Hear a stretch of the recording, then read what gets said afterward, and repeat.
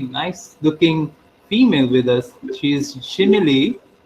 Shemily is today with us on giving a wonderful talk on meeting the needs of online learners. So the topic is very much required nowadays because this is something which we all are doing, and we should all know that what is the best way of doing it. So since most of our students are now dependent on the online means, so now we have a person with us who would explain us what is the best way of doing it.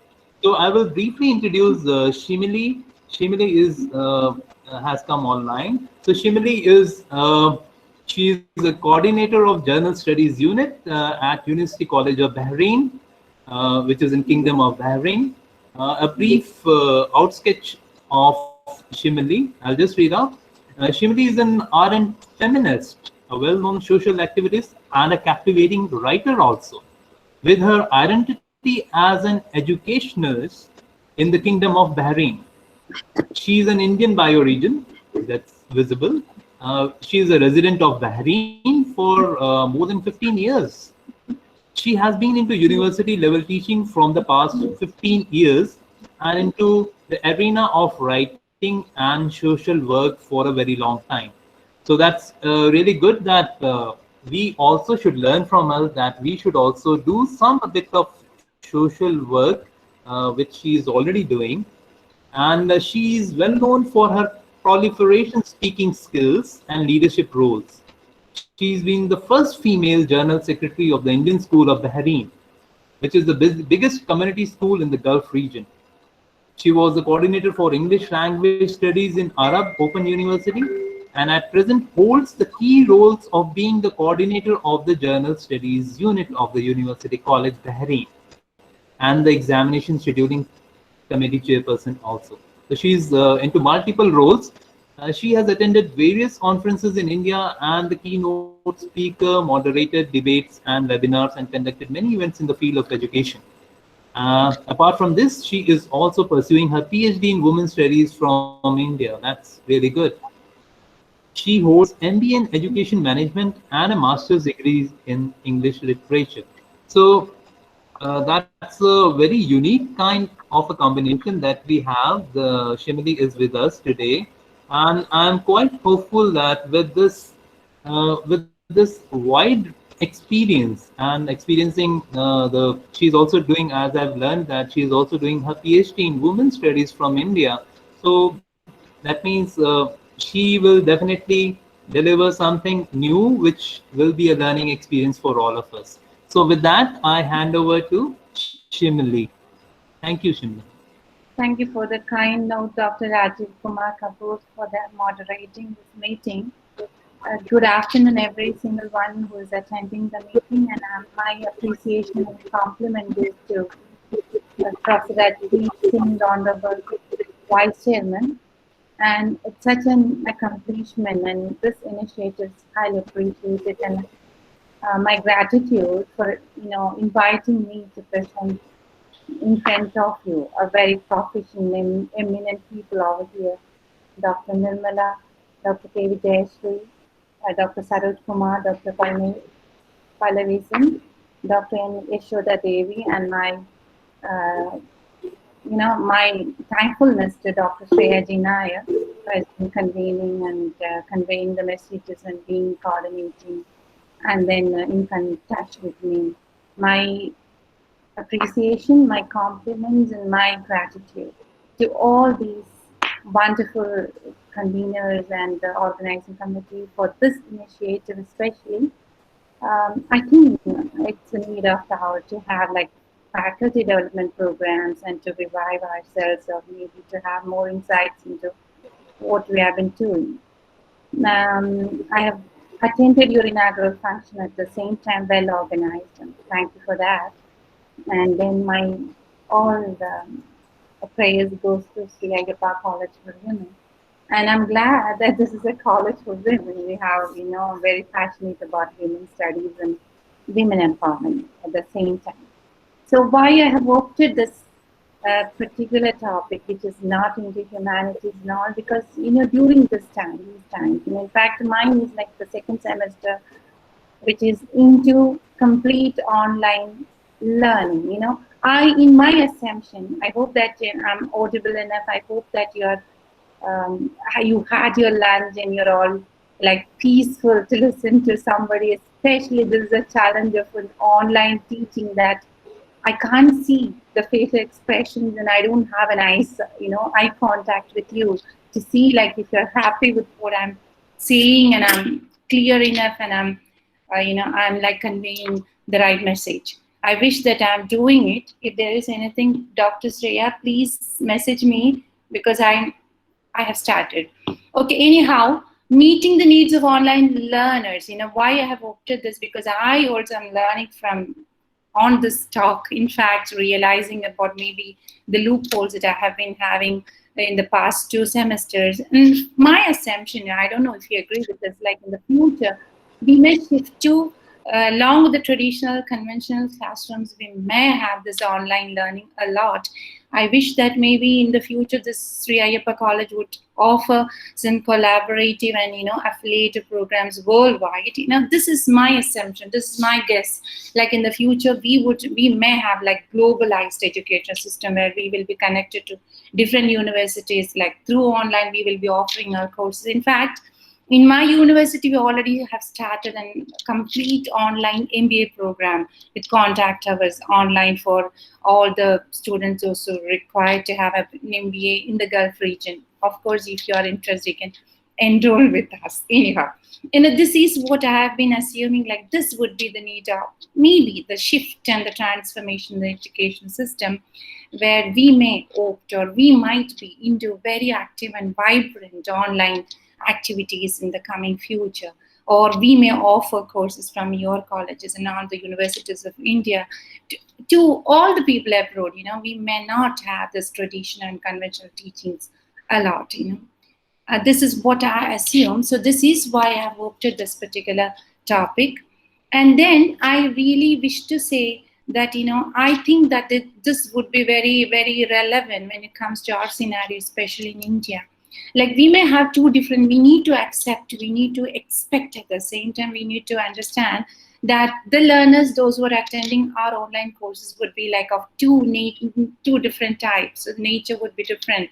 Like you may have digital natives and digital immigrants, same like that if you are native and I'm an immigrant. I'm almost like a resident in Bahrain if you immigrate to Canada, like example. So I'm just saying that, a person who is born and brought up and into technology with all this 4G or the 5G, always on the net and onto the technology, on the computer, that would be a digital native who can truly understand, who can really adapt to any system that you are shifting to, like online teaching, online assignments, online interactions, online quizzes. Whereas we may find another category, which would be the majority, I assume that you may having right now in your friend, especially during these COVID-19 times that you are having the Zoom classrooms, if I'm not wrong. So you have the digital immigrants, those who are not, of course, they are using, but they are not like born and brought up into digital technology, Same like us, like we are like digital immigrants. We are not into all the time 24 hours into technology. In fact, we are learning a lot of new softwares and all.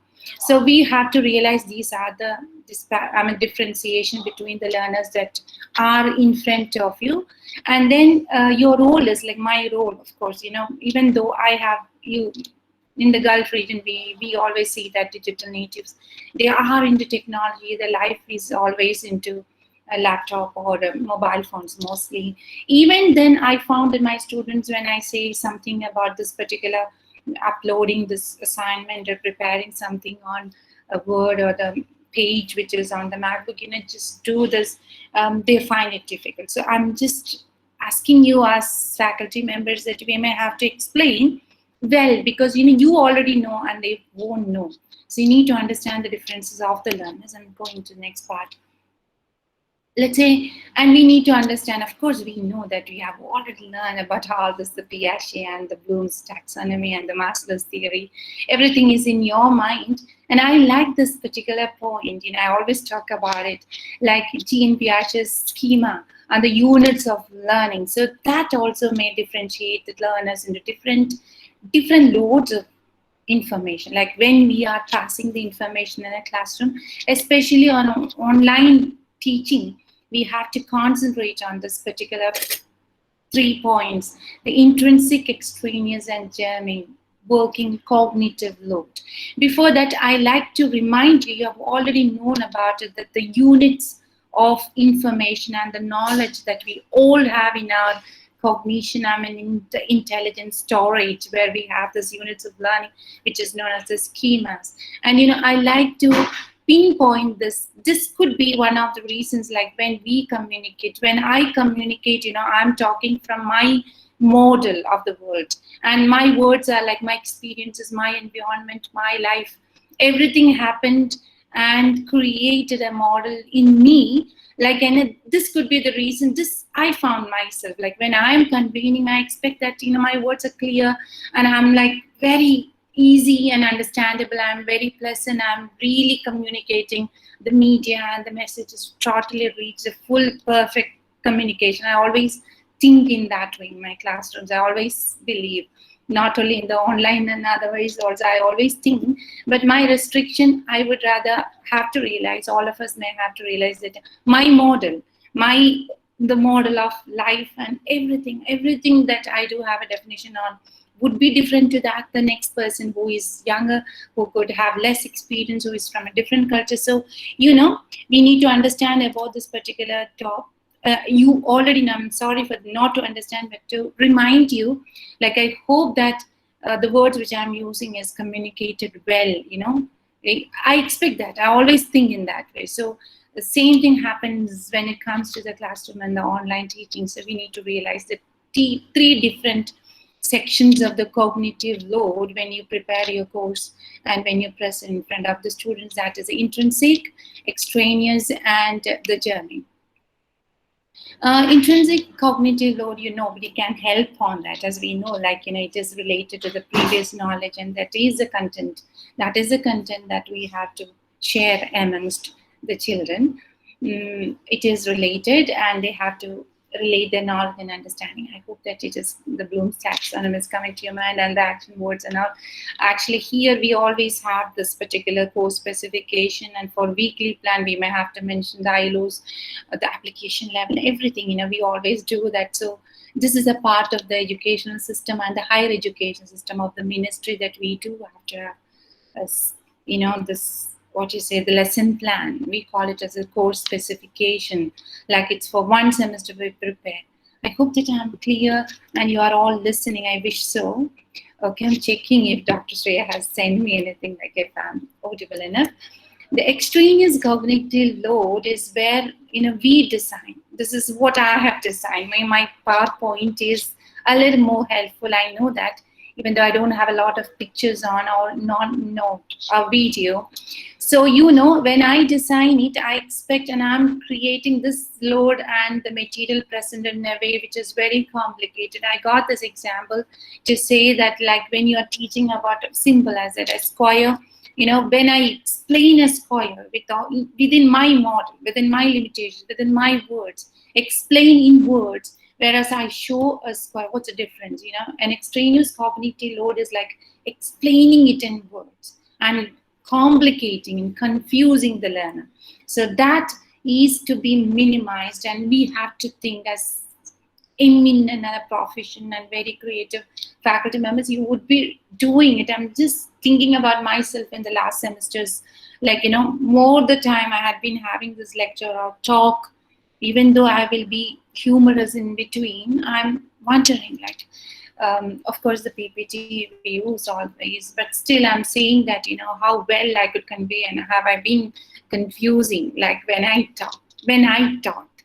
So germane cognitive load is where the information really impactful, that would create a unit of knowledge, which is known as a schema, which is the tactfulness, and which is the which is what you could say, creativity of a faculty member, that we could really what to say, imprint or inculcate some particular information that is there, and it will be like lifelong, it will be improvised, it will be grown. So this is what about the cognition. And then we may have to realize about the to reduce the extraneous load to the germane load, cognitive load, where we have to plan our concept, plan our information in a way that it is representing, conceptualizing, understanding, knowledgeable, applying life situations. At the same time, it would be like lifelong, information that is stored in their minds. And we know that, here, this is what we may have this challenge of online learning, that you less socializing. The socialization is a very important and integral part of understanding and grasping or learning as such. So student participation, how we can improve our student participation than in a traditional classroom, or maybe similar as a traditional and the conventional sitting room, where they talk, when they interact, and when they smile, and we smile, and we sometimes we know to show them that they are right, and we express through our eye contact. And how can we do that? So this is also a very important part of understanding the concept, because social presence, satisfaction, and cognition all are very much related. We know that an individual can learn when they are very satisfied with the information. So a student's level of satisfaction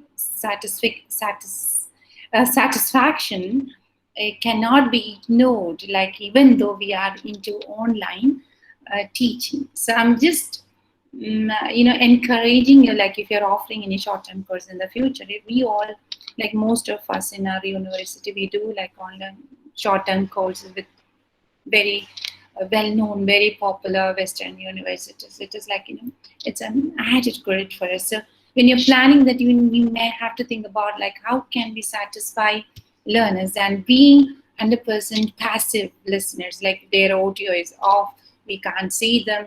And in our place, like, as you know, it's an Islamic country, most of the girls would prefer not to be on, on the video. They don't like to be seen because it's an Islamic country. They think like it's, what you could say, that they have to be like very passive and submissive. So that is again a challenge, because some of them are shy to talk. So to make them fully satisfied, and to ensure that there is a matter of socializing, we need to plan. So I'm coming up to that.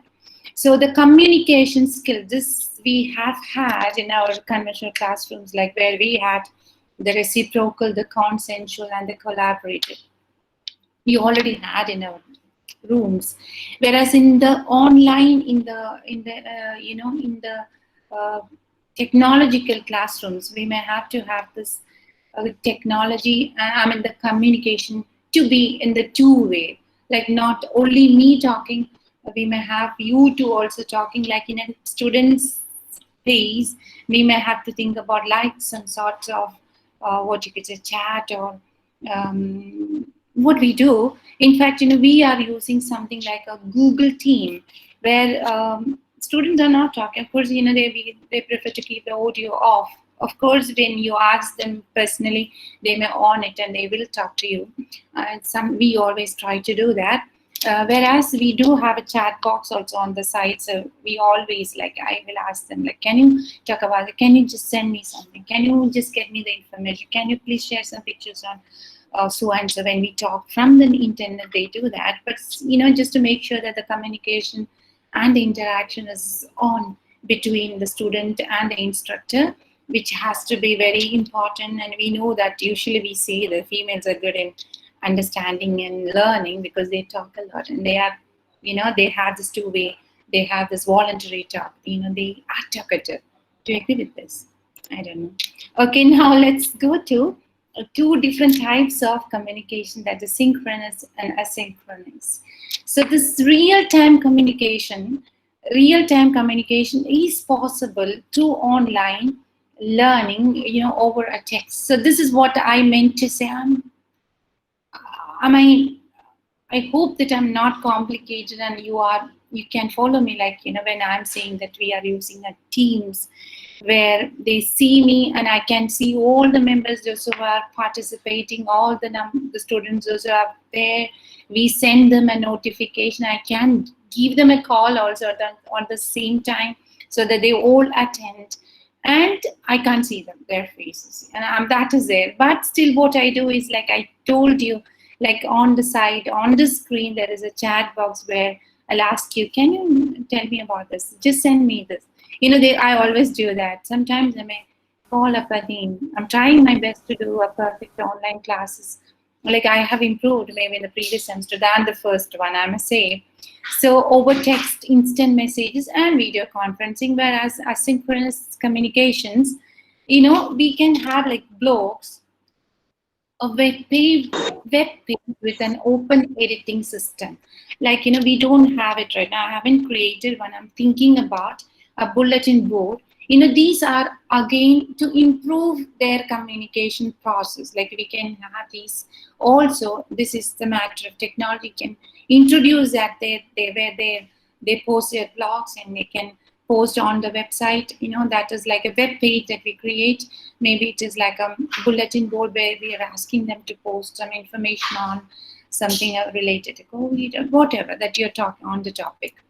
So now this is again, I know that this is very, very important, and this matter is very evident when it comes to our place, especially Kerala and Tamil Nadu and all these places. I know that, of course, there is a digital divide. Digital divide has been a concern in Kerala. I remember that they had some issues and they were trying from different parts of government, and they were trying to minimize the digital divide, the divide between access to technology, where maybe people, those who are the students, those who are living in the remote areas, may not have access to internet. They don't have this access to their tab or maybe a mobile phone. We know about it. So we need to understand them, and we have to really cater like how to fulfill those. I mean, we may have to find a way that there is a perfect digital access and a divide. So, and that, I can't give a solution on that, but of course, maybe from the government part, from the universities part, if it continues, like if COVID-19 is going on, or if you are on to like online short-term course or a full online course, then you have to understand that the students have got the access to digital technology. Divide the student, differentiation between the students is parity is to be solved. Another part. So a rigor on online courses. We need to ensure the environment is challenging and demanding. Rather, like we talk, we just have this video recorded and we just post. In fact, in order to have the proper learning, we may have to have this a very realistic and clear evaluation standards. So we need to have the difficulty level. We need to design the course in a way there is memorization, analysis, synthesis, judgment, application, and that just comes from the taxonomy and the learning outcomes. You have to have real case studies, authentic learning, and real world solution. Problem solving where they have this lifelong, understanding of the concept in their mind. And academic dishonesty. I think Dr. Saroj Kumar, I think in his inaugural letters mentioned about this plagiarism and academic dishonesty. Especially, I hope that we all have not been into this much of technology in our college studies. And if you were there, of course, we would also have been done this.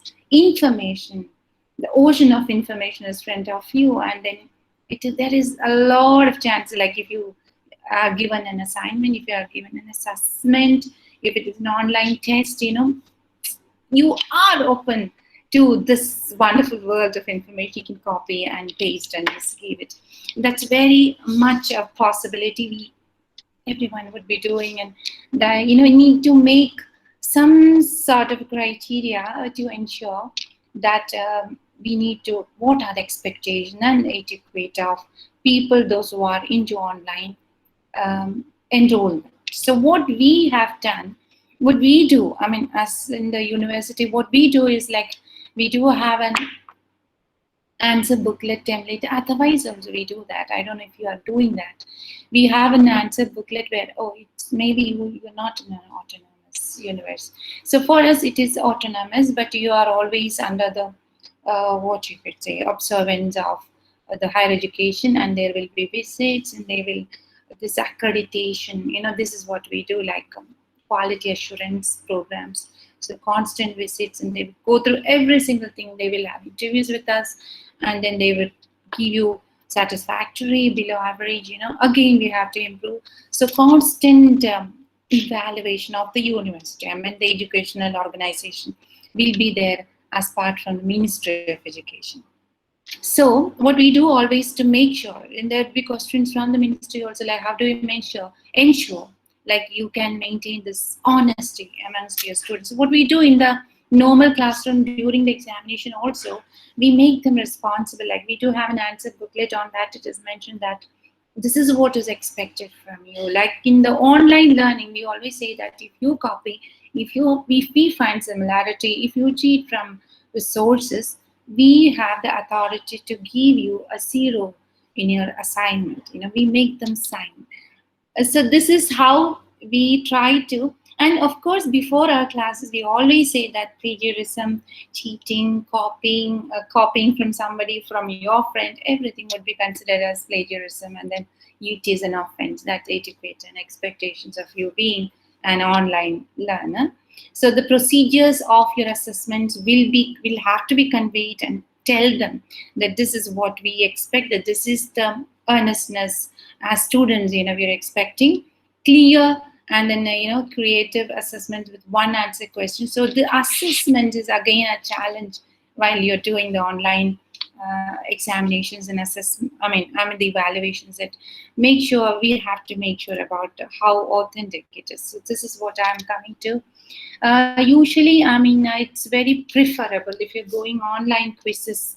It's highly recommendable. Like you can maybe you can provide, you can invigilate them through online, or maybe you can just have like seem like the standardized tests like IELTS and TOEFL and all.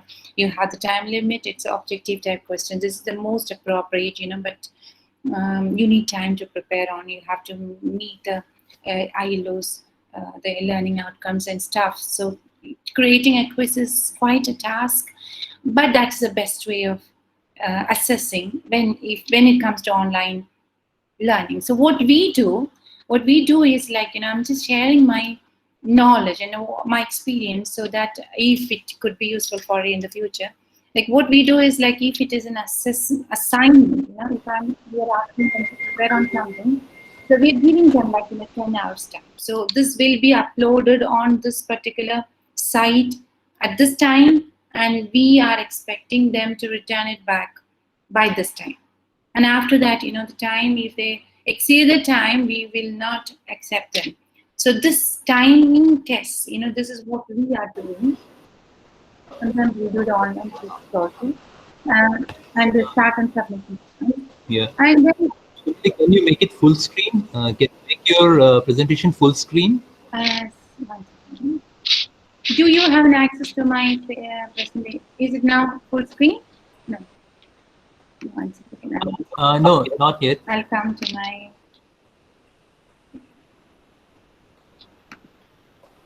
Let me try one more time, okay? 1 second. Pressing now. Okay. Is it coming now? Hello? No, we are not able to see the presentation. I think I don't have an option on this match. When I when I try this entire screen, I can't share it. Seems like I don't know like what happened. I'm trying to do that. Uh,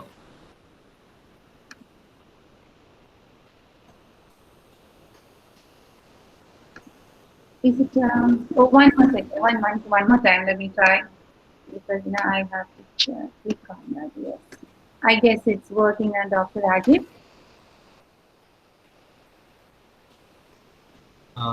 yeah, now it's started sharing. Yeah. Is it a full screen now? Yeah, I can see your screen, but the PPT is still not visible. Now? Yeah, yeah, the PPT is visible. I want this PPT to be in the full screen mode. I You will. can do by yeah, Can tell me there's again. a small icon. Okay, fine. This will do. Yeah, this will serve the purpose. Yeah.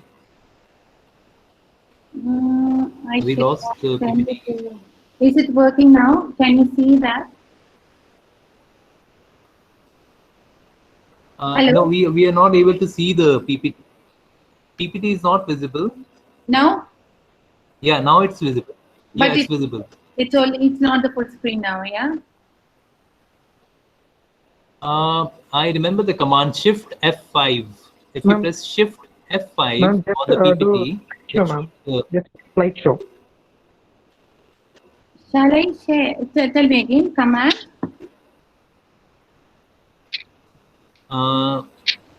Shift F5. Or there's a small icon which shows you to get the full screen below the PPT. There's a small icon below the PPT. If you click that, it will change into the full screen mode. I'm trying, but All right. Otherwise, we are able to see the PPT, but we could have seen it in a better way if had it been in the full screen mode. do you mind if I share? If I send it to Dr. Shreya's email and she can share it?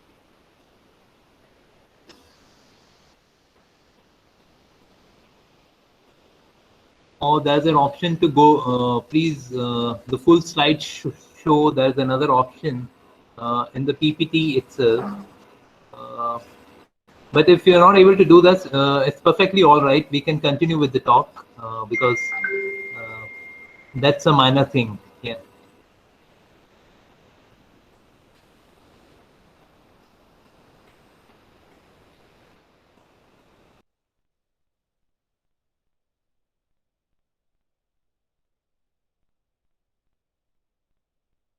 Hello.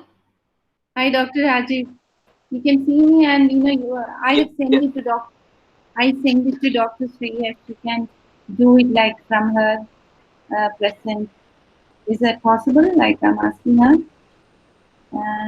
Can you do that? No, we are not able to hear Shemily. Yeah. Hello. You can't hear me now. Yeah, yeah, we can hear you, ma'am. Okay. What I did is I send it to Dr. Shreya so that she can do that. Abhijit, I forwarded it to you, so please check your mail. Okay. So Okay, shall I ma'am. continue now? Okay. Okay. Yeah, So Shemily, you can continue. Oh, thank you, doctor. So let me tell you about this online plagiarism. I'm just trying to. Okay. Can you see this online plagiarism checker? Like I don't know. I checked with Dr. Shreya. She said like it's not very actively used. But what we do here is like we always do that. Even though if it is not an online classroom, like we used to have this Turnitin. So we may have to subscribe it. From the university, you have to do that. Like there is a software which is known as Turnitin, and then on Turnitin, what we ask the students, like we create the classrooms in the Turnitin, same like that as we do, like the teams. So we create the classrooms and we ask the students to post, upload their assignments, what you could say, assessments, if it's an examination. So what we ask them, like they have to post it on the Turnitin. When they do that on the Turnitin, they can also see like how what's the amount of similarity that they have, like they can see that.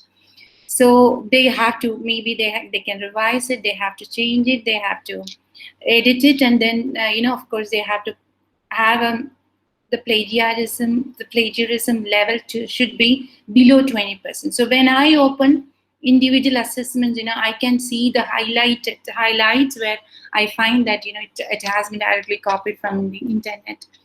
They haven't even paraphrased, even changed the word. So this is how we do during this online classes. Recently, actually, we do this because I wish to say that we are in Bahrain, in our university, we are much into like not using papers. We are like asking them to upload most of the assignments, and they are like native, what you could say, digitally native students, so they know how to do that, and they prefer to, like, we always try to protect the environment and save the papers and trees. So maybe used to have like a few years before we introduced that e-books also, but because of us, the mindset, we are always feel like we need to have the hard copies. But later, I think we may shift. That is the change that I assume, like we may have to shift into digital and soft copies, which has a lot of options and supportive, creativity than having the hard copies. So we have this Turnitin. But if you're thinking about something like free, check Grammarly.com. There are so many softwares available on the Google, free plagiarism check. You can find that. So we do that, to make sure, and this is how we could manage, the assessments and the evaluation very authentic and accurate during these times, because we are answerable to the Higher Education Council, and we have to explain, like, this is what we are doing, and we believe that this is right, and this is perfect. And actually it is perfect, because we find the similarity. We always find, we don't know the sources, but you always find that, and we make them, like, they would be given the lesser marks if it's a lot of plagiarism. So this is how we do. And this could be, I think we do have this for the PhD and all, the higher learning. I think that we have this in the plagiarism check. And then, comparing students' answers, this is possible. Like, we know that someone has presented this and comparing with another. And, open-ended questions, short answers, and then essay questions like real-life scenarios, maybe the case studies, which is very appropriate, talking to their own people, and then preparing something from 5 sources or 5 responses. So these are the challenges, what I found myself, and I think you all find, rather having a question paper, making them sit in the classroom with an invigilator for 2 hours with no support. Like, I've seen one of the colleges, they would be giving some question paper on the WhatsApp, and you have to answer it, and the students are like sharing the answer. I've seen that, not in my place. It's from India. I've seen that. So I need to say that, this is one important point that we need to think about, like how to evaluate, appropriately. And then, so now let's stop. This is not very much related, but after all, this is there in the education system, that the bias, like we always have, like maybe some students who are aggressive, the attitude of the students, or maybe it's someone who is always talking, not paying attention, not giving the eye contact. That is there in the conventional classroom. Here, we don't get an access to the student's face most of the times. They don't prefer to come on the video and talk to us mostly. So you may see the profile picture only and the names. And for us here, the names are very common. Like, you will find only the names from Holy Quran. So many of them, like, you are getting confused with this Sarah and the other Sarah. You are confused. So a matter of bias is not as what you could say active when it comes to online learning. But it's a matter to be considered, that somebody who is active, somebody who is, after all, we need to our ultimate aim as an instructor or a faculty member, that you don't have any disparity amongst our students. This is our ultimate objective, that everyone. So this is why we always mention like individual student, like one student. We focus on every single student. I really wish to say something about this also. Along with this, I don't know if I'm exceeding time. Dr. Shreya may have to, intimate. It's already 12:40, and then here and just sharing. This is very important. Also, I thought to share with you that here we consider our students as like customers and clients. So we cannot abuse them. We don't. Actually, we try to. In fact, we do give them WhatsApp numbers. Our own emails are open to them. So whatever they need, we are always very supportive. We do that here because it's very commercialized. So we don't have this. The culture is different. Like Guru Shishya and all, they don't have it. Like of course, they respect, but they expect also. Like support. Expect support and answer and office time, office hours, and advising. They expect a lot. So we are very open, and we always cater.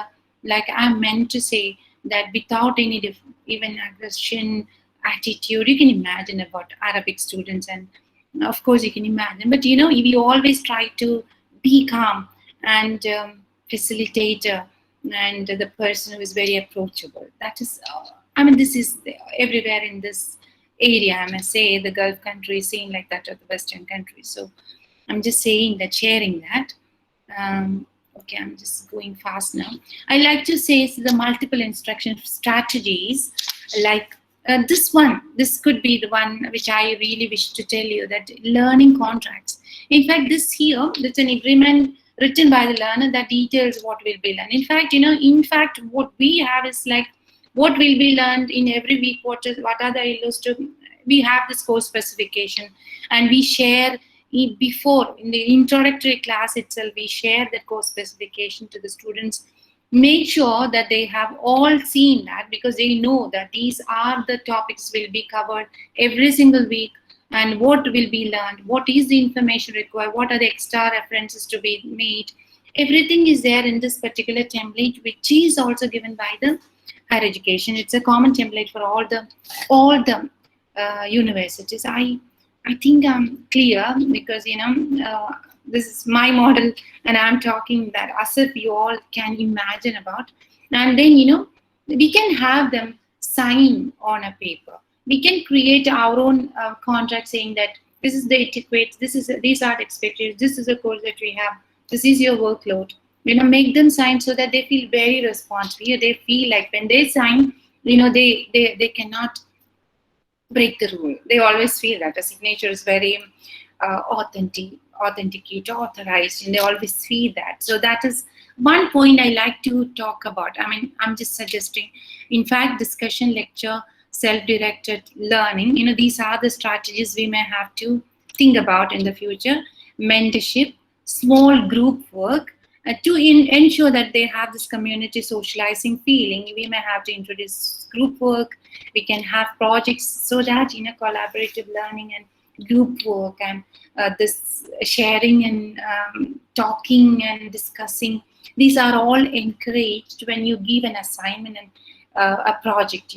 It can be group, rather giving a lot of individual work, preferably to make sure that we are meeting the satisfaction levels of the students. And case studies are the best ones when in your area of learning. Forum, panel, symposium. I don't know how well this can be applicable discussion, having more resource people to talk about and bring your class into Zoom. And then panel or a symposium. Maybe sometimes we do, like I remember that last time I asked them to prepare their own PowerPoint on 3 chapters. I asked them to prepare almost like 30 PowerPoint slides on 3 chapters with the main points. something like make them do like in a group class so that they learn better, because this is online learning. Safety, health and legal issues, we have to know about the safety, and of course we have to realize that networking sites may have create an identity, and this is you in the social media. So maybe we have to inform, like when they are having the Snapchat or Instagram or Facebook or web page or Twitter, this is your identity. You're presenting to the world you into this particular identity. So you have to have some what is the signature of you and your character and the personality which is exhibited. So, and otherwise also we know about the legality, we know about the restrictions on some of the sites, and all these maybe the students, they don't know much about it. Trust me, even though they are into social media, even though they are into a lot of Netflix and stuff, but when it comes to research papers, when it comes to journals, when it comes to academic articles, they don't know much about it. So you, from your expertise, we need to inform them. Again, we have to think about how much time they are spending on that can affect their shoulders, and then the musculoskeletal discomfort. We need to think in that way also. Maybe your classes have to be organized in a way they get a break, and they're working on the assignment. You need to assume like, okay, 3 hours you can finish this. So these are the things that we have to keep in mind. The health and safety of the students, which is related to the legal issues of the online courses, and the digital print or the audio and the video, the resources and the time that is spent on internet. Okay, and just going a little more faster. Okay, so we always try to, this formative and summative assessments, like we do have it in the CBSE, I know that. Not much well aware of how you do that. The formative assessments have become very important because they get a feedback on. The summative, as we know, the last exam of the semester, of course, and then normally we don't give the answer booklets back. For you also, I guess the same. So the formative assessment, like giving them a quiz, asking them to prepare a summary on so and so, read this chapter, prepare your PowerPoint, and then giving them a feedback with the misconceptions, and allow opportunities of reteaching. The formative assessments give us also the opportunity to understand, like we may have to go back to this particular concept and explain because it was not as clear as we thought about. So after we know about the summative assessments, I know that. Okay. Yeah. Assessments where we have this critical thinking and problem solving, and then if it's short answers or the multiple choice, or this is all about your intelligence and your creativity matter. So best practices for online teaching, like be present at the course site. Let the students don't wait for us. We are there and we check with the accessibility and stuff. And then we need to have a supportive online course community, our students and us. Like we are together. It's like we are, discussing and interacting and feel like that oneness. So what we do, like we have this WhatsApp groups for the students. We have the email groups. We have Turnitin. We have the teams.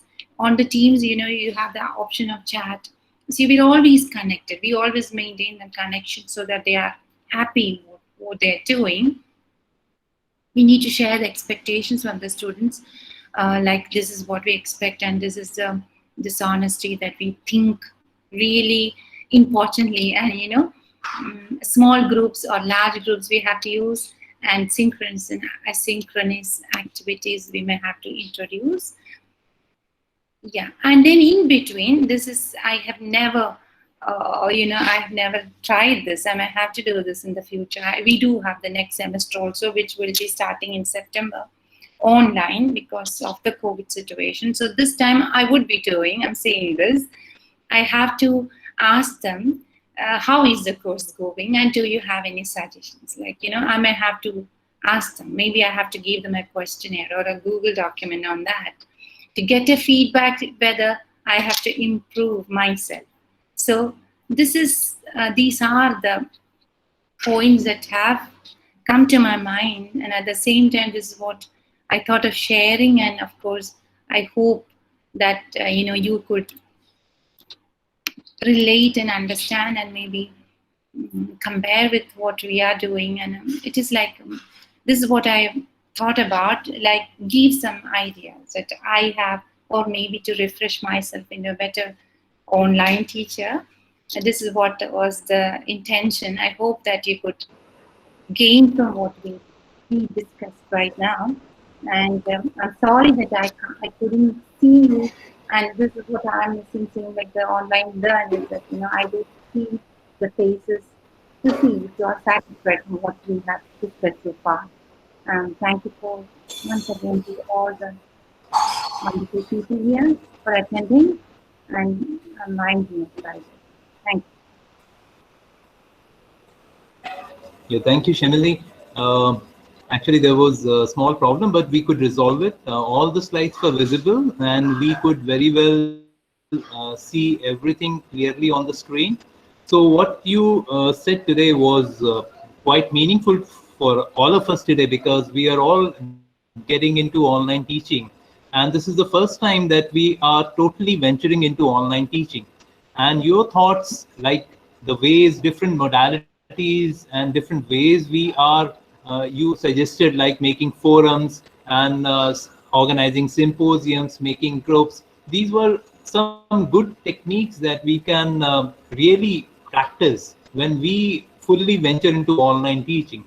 So I being as a teacher, I am also slightly skeptical, like whether or not my students are getting what I am teaching or not. So there are various challenges that which we are going to meet. And with your talk, we are equipped with more tools, like especially the Turnitin tool that you told us about, wherein you can check the plagiarism, and you can fix a date of submission of a assignment. So these tools is something that universities should now buy, because previously universities were not spending on certain online tools like Turnitin that you suggested. So this tool is not only it helps in maintaining your class, but also educates the students about the plagiarism, that how bad it is if they plagiarize their content. So overall, I wish to say that the students also can see that the how much plagiarism that they have when they post it. So they have to edit it and change it. They can already see. They can see the similarity at the same time, the percentage. All right. So one thing we would be missing, that the educational tours which we were organizing every year for educating the students. So something which I think was very important for every student, we are going to miss the educational tours, which not only the student enjoyed, but the teacher also enjoyed. So I think there is no replacement for the educational tours where the students and teachers move together and they learn together. So, but these are the repercussions of this COVID era. Any questions? If somebody wants to ask, the session is open for any questions.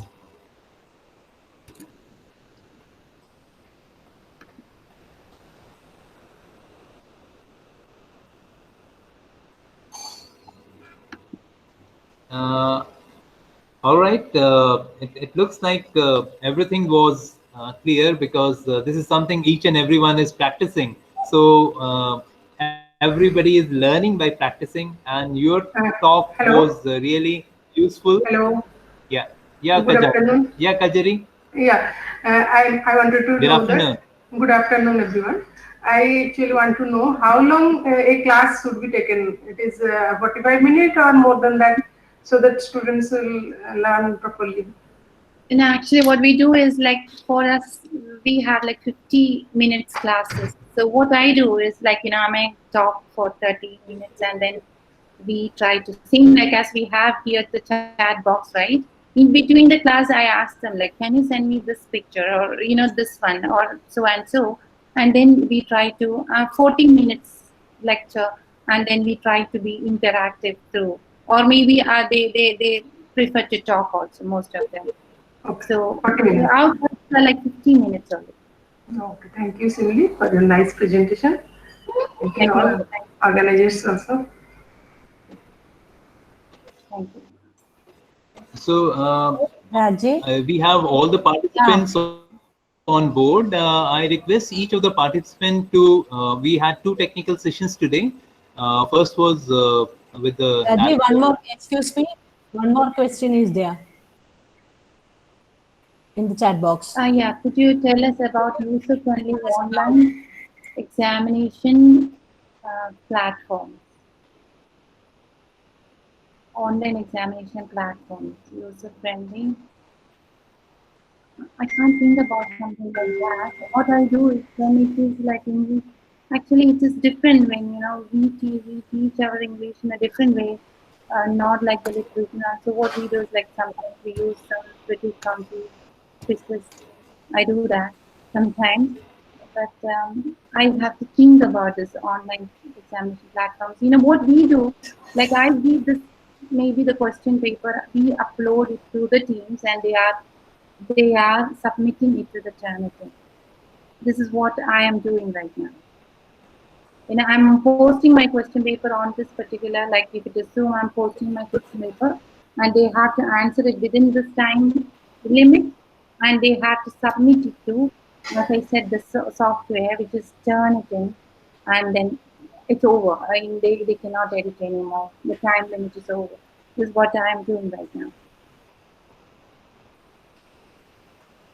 Yeah, even the Google Classroom gives you an option of giving a specific time duration for your examinations to be conducted.